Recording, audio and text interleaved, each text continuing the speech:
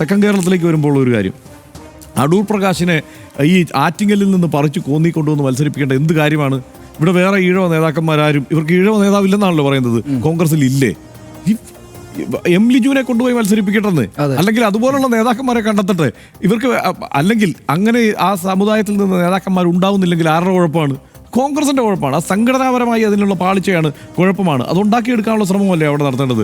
സത്യത്തിൽ ഇത് ഈ മട്ടിലൊക്കെ മുമ്പോട്ട് പോയാൽ, ഈ മട്ടിലാണ് ചർച്ചകൾ മുമ്പോട്ട് പോകുന്നതെങ്കിൽ, ഇതിപ്പോൾ അവരുടെ സംഘടനാപരമായി അവർ പലതരത്തിലും കുറെ കൂടി ഒരു ഐക്യം കാണിക്കുന്നുണ്ട്. താഴെത്തട്ടിൽ സാധാരണ പ്രവർത്തകരൊക്കെ അവർക്ക് വിജയിക്കണമെന്നുണ്ട്. കാരണം 2 ടേമിൽ ഇവിടെ പരാജയപ്പെട്ടിരിക്കുന്നു. കേന്ദ്ര സർക്കാരിൽ അവർക്ക് അവരുടെ പാർട്ടി ഭരിക്കുന്ന ഒരു സ്ഥിതിയില്ല.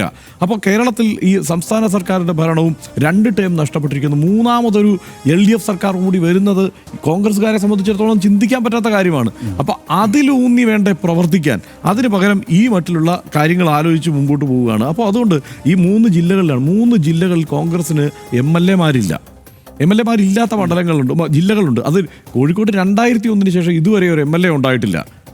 അപ്പോൾ ആ സാഹചര്യത്തെ അതിജീവിക്കാൻ വേണ്ടിയിട്ട് ഇപ്പോൾ ചില സീറ്റുകൾ പിടിച്ചെടുക്കാൻ വേണ്ടിയിട്ട് ആരെങ്കിലും ഒരു MP കൊണ്ടുവന്ന് മത്സരിപ്പിക്കുക എന്നുള്ളതാണ് ഉദ്ദേശമെങ്കിൽ ശരി. കാരണം ഇവിടെ സംസ്ഥാന ഭരണം വളരെ നിർണായകമാണ്.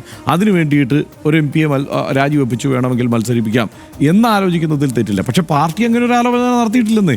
ഇതെല്ലാം MP-മാരുടെ ആലോചനയാണ്, അവരവരുടെ ആലോചനയാണ്.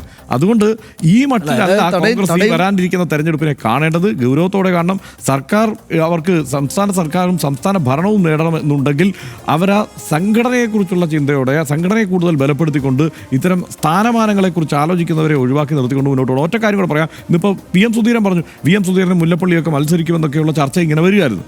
അപ്പോൾ VM സുധീരൻ എന്താ പറഞ്ഞത്? ഇവിടെ യുവാക്കൾ ഇഷ്ടം പോലെ പേരുണ്ട്, അവരാരെങ്കിലും ഒക്കെ മത്സരിക്കട്ടെ, അവരാണ് വേണ്ടത്. ചിലപ്പം അദ്ദേഹം മത്സരിക്കുന്നുണ്ടാവാം, ഇല്ലായിരിക്കാം. എന്തായാലും അങ്ങനെ പരസ്യമായി ഒരു പ്രസ്താവന VM സുധീരൻ നടത്തിയില്ലേ? അതാണ് ആർജവം. ആ നിലയ്ക്ക് തന്നെയാണ് മുമ്പോട്ട് പോകേണ്ടത്.